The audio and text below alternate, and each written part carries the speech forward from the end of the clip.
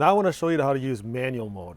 It's not something you really should use that often because it defeats the purpose of the automatic mode, but if you do want to use it, this is how you do it.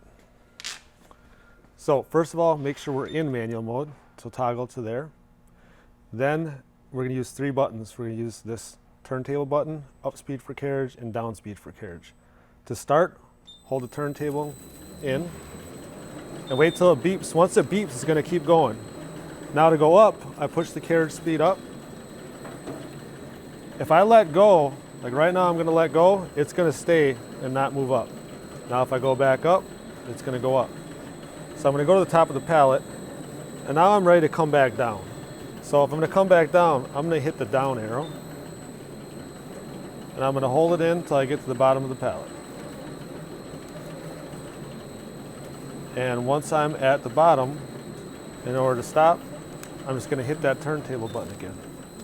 And that's complete.